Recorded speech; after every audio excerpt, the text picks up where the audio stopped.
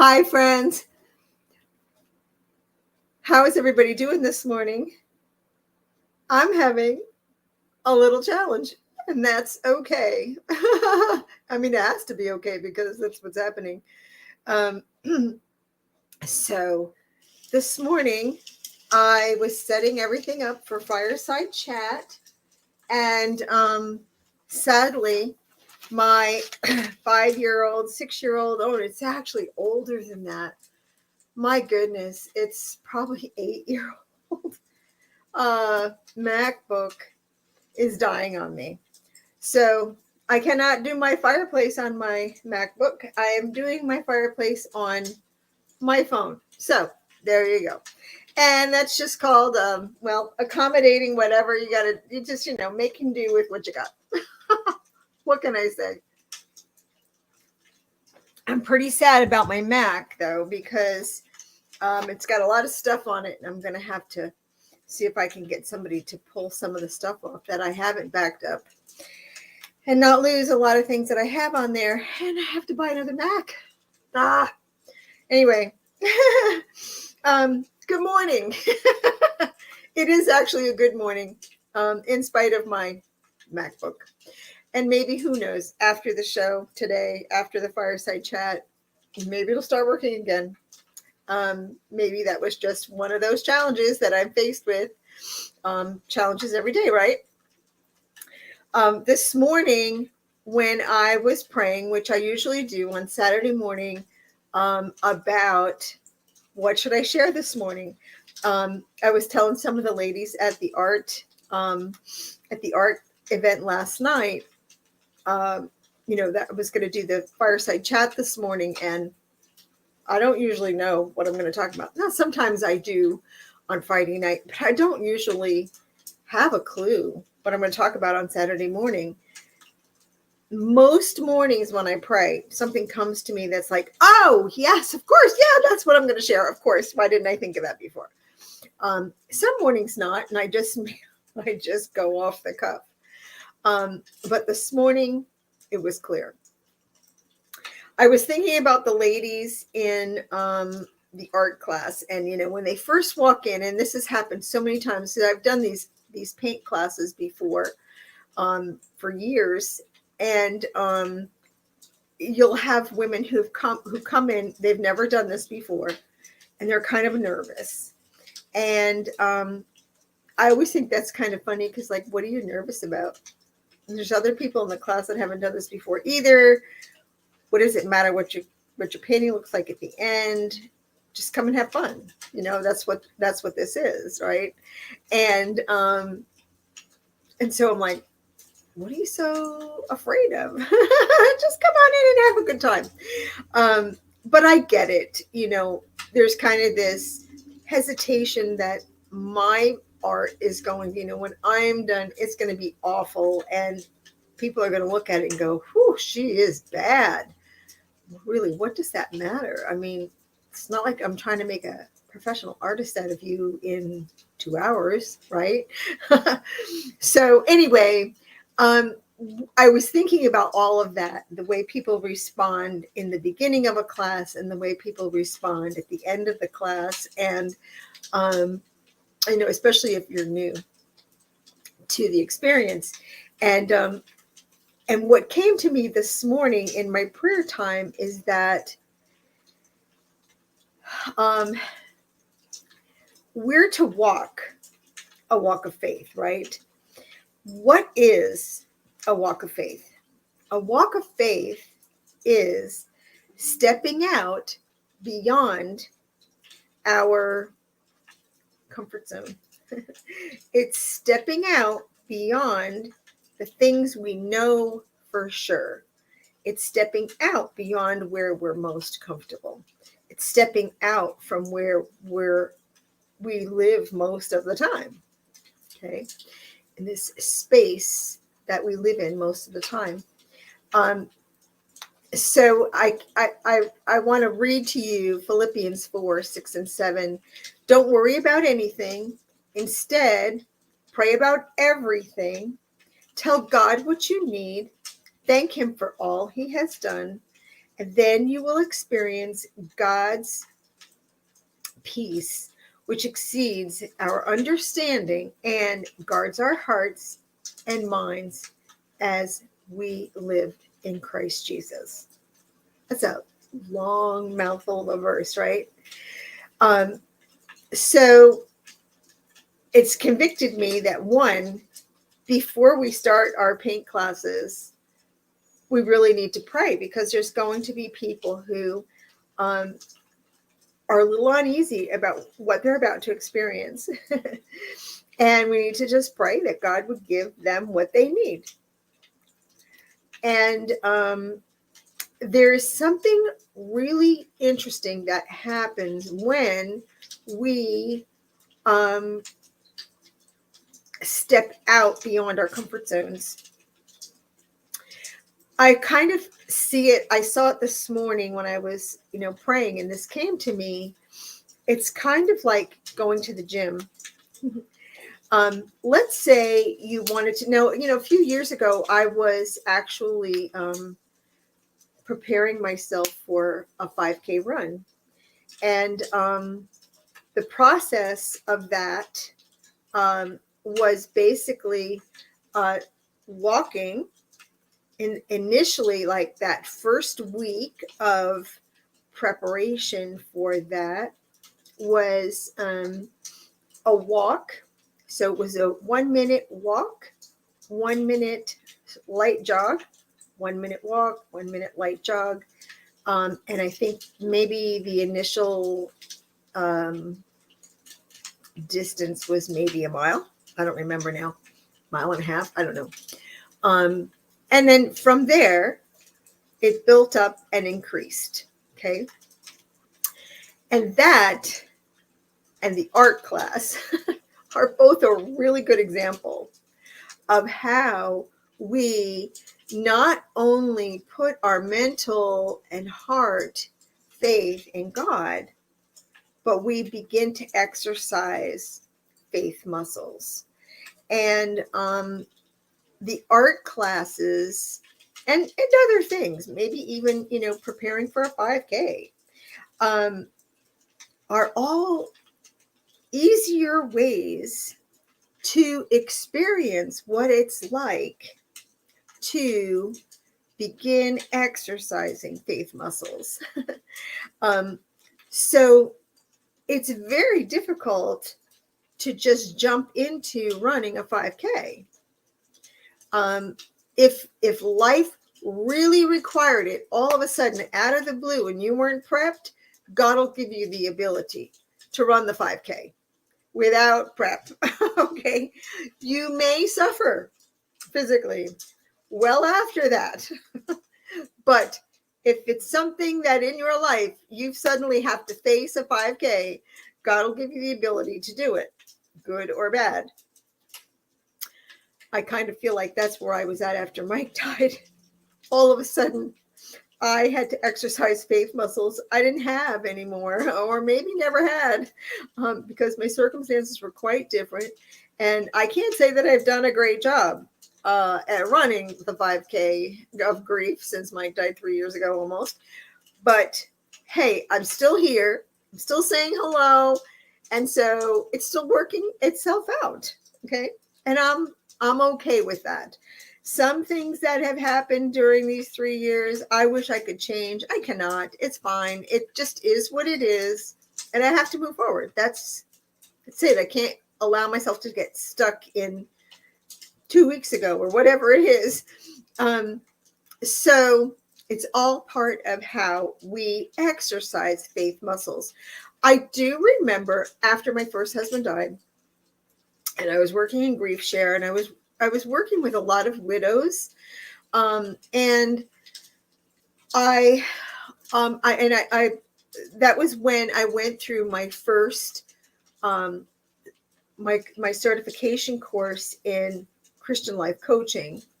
Gosh, that was a long time ago. That was probably, I don't know, 14, 15 years ago. But I remember thinking during that course the value of Christian life coaching for widows. or really anyone who's experienced a significant enough loss that your life completely has changed. And you're trying to figure out, what is life supposed to look like now?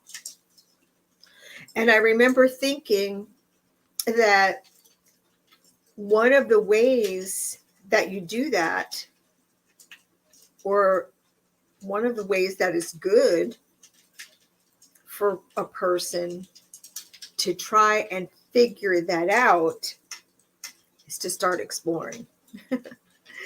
And to step out in exploration in any area, okay, not only will determine if eventually, if this is the right path, or that's the right path, or it's something to be included in a new path. But unless you experience something, how do you really know what you're saying no to if you don't do it? Does that make sense? You can't say no to an experience you've never done before. I'm not saying you should do everything, but I do think there are opportunities that come our way and we dismiss them right away because they're uncomfortable. We've never done them before. Maybe we thought about doing them before. Maybe we have absolutely no interest. Okay, that's fine. But if there's just a little hint of, I'd kind of like to try that, but I'd probably make a fool of myself. Okay, those are the times, y'all. Those are the times when you can, in a very easy way, in a very less invasive way, exercise faith muscles. And I feel like that's the thing that happens in my paint classes, that people get to exercise faith muscles. And we learn to do that in very invasive ways by stepping out into areas where we're not comfortable and then surviving that. And not only surviving that, I mean, maybe for some people it's just basic survival in those little steps of faith, but even if it is, okay, then at the end you can say, you know what, that's one thing in life, that's not for me. You can cross it off your list. What's the big deal? Okay. Or you can say, wow, that was actually kind of fun. And I experienced something in that I've never experienced before. And you know what? I want to experience it again. I want to explore this some more. And as you do, again, you're beginning to work those faith muscles. So when I first became a Christian and I took a spiritual gift test, I was really surprised. Actually, I was really disappointed too, initially, that my strongest spiritual gift was faith. And I've shared this story with some of you, so forgive me for repeating, but I know there's plenty of you that are going to hear this Fireside Chat this morning, or maybe you're on this morning and I don't see you saying hello. You know, that's always my request. Say, hey, I just want to know you were here. And good morning to you too, by Diane, by the way. I haven't said hello to you. Thank you for being on. But anyway, now I've lost my train of thought. I ran down a rabbit trail, gone. But I just want to encourage you that there are small, invasive ways in which you are invited to step out into areas where maybe you're not comfortable. You've never done it. You don't think you can do it. Maybe you're afraid of how it's going to turn out, what others will think about you or what you've done. And I'm not talking, gosh, guys, I'm not talking about doing things that are clearly would clearly displease the Lord. I'm not talking about that. But I'm talking about little things like this. Stepping out into doing an art class, or maybe stepping out into some kind of an exercise program, or stepping out into something that you have maybe had an idea in the back of your mind, or at some point as a kid, it was something that you wanted to explore, but you never did because you were uncomfortable. So stepping out in faith, okay, and beginning to exercise those faith muscles not only gives us the experience so that we can feel more comfortable at stretching and building our faith muscles in more important things in life. It gives us a taste. It gives us an experience. It gives us the ability to say, I've exercised and strengthened my faith muscles in little things, and now I have the opportunity to do it in bigger things. And I survived before. I think I can survive this time too. Okay. But also it gives us and teaches us the ability to push through fear. And that's a very key area of our life. And I'm not saying that once you learn it, you're done. You'll know how to do it all the time. No. Pushing through fear is one of those things. I mean, it's just like building faith.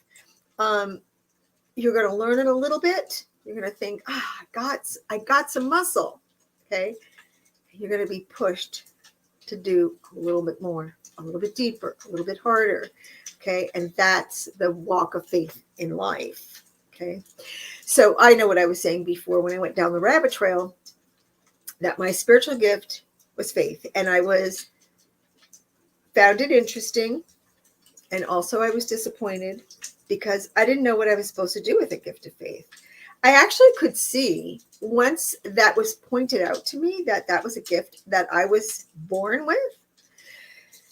It dawned on me that this gift of faith that the Lord implanted in me probably before I was born gave me the ability to step out and do things that people thought at the time were rather adventurous of me. And at the time, it seemed like a no-brainer. Okay. And so I do see how the gift of faith has worked in my life even prior to knowing the Lord. But since then, I didn't know what I was supposed to do with this gift of faith insofar as my walk with Christ goes and my mission on earth.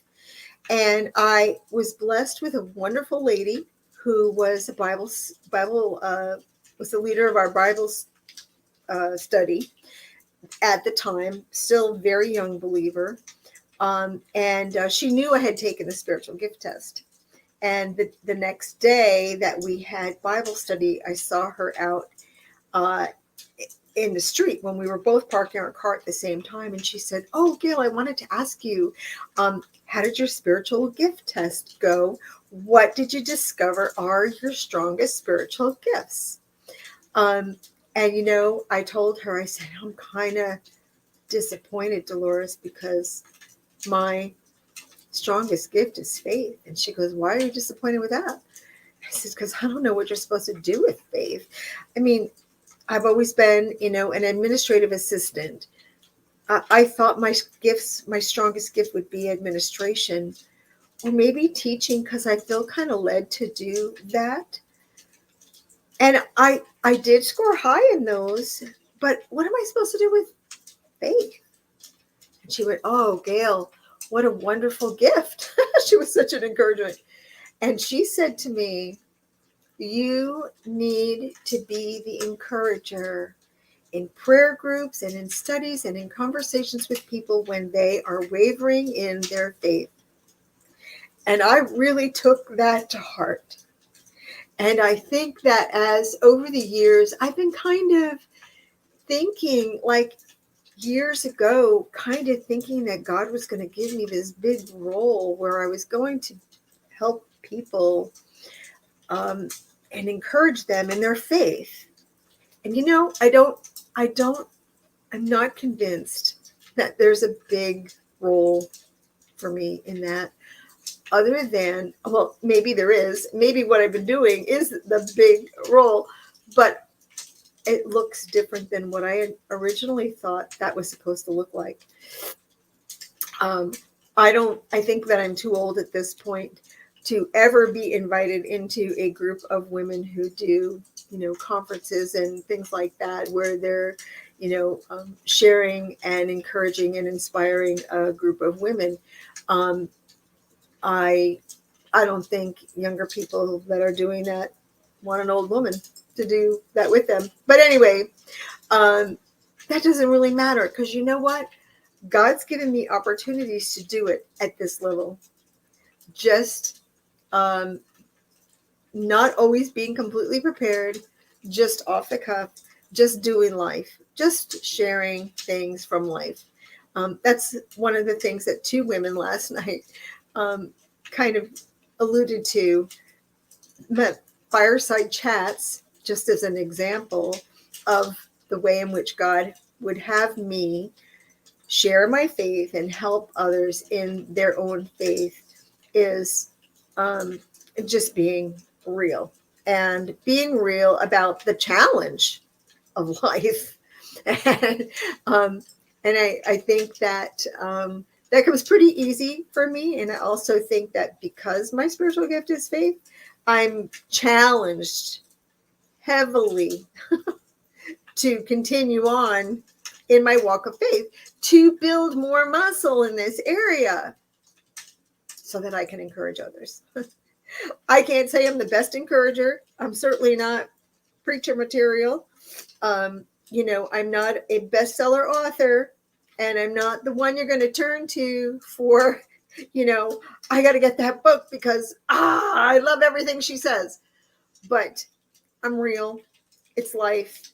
And I'm beginning to see that just to really have a special joy in the fact that God's given me opportunities to just share from a regular, just a regular Joe, or I guess I could say a regular Josephine, because I'm a girl. But anyway, I'm just a regular person trying to live out my faith in experiences that are very challenging at times. Thank you, Diane. And that is an encouragement for all of you as well. As Diane has said here, sharing how we live life as we stretch and strengthen our faith muscles is very encouraging to other people. And so it's very important that we share, and we share where we're at and what is happening in our lives, and how the Lord is working, and how the Lord is building and stretching our muscles, and even asking people to be praying for us in that process when it gets hard. I guess you could kind of see that in the example that I used before of running a 5K. You could be running, you could be practicing, but maybe there's maybe the way that your feet hit the pavement, maybe there's a way that you could do that would create less stress on your knees. Okay, just an example. Wouldn't it be helpful to have a coach to say, hey, I noticed when you're running, you tend to do this with your feet. Or maybe the shoes you're wearing aren't going to give you enough traction or enough cushion to take the pounding of the run. Isn't it awesome to have a coach or someone who can share that with you? They can see you're doing X, Y, and Z. And if you did GH and I, you would be able to do this better, faster, and with less pressure and stress on your physical body. Okay, so that's what we do for each other on the spiritual level. Being real and honest about the stress and the struggle and the difficulty, the hardness that it is sometimes to continue walking life in faith. So I hope that's an encouragement to you today. I guess my underlying encouragement is look for small ways to step out in faith. Ask God to give them to you. Small opportunities where you can see what it's like to exercise the muscles of stepping out into the unknown. Whether that's a paint class, whether that's riding a bicycle again, whether it's driving a stick shift. I don't know whatever it could be. But I think that God gives us those small opportunities in life, day to day, that might seem insignificant, but look for them. Just the small ways to branch out into areas where we're not comfortable. It will build the confidence we need to push through fear in more challenging situations we don't have a choice in. And it will build our faith muscles that I couldn't do it. I didn't think I could do it before. I don't think I could do it now, but I did prove, it was proven that I could get through that. I'm going to use those muscles to build on to get stronger in my faith in this situation.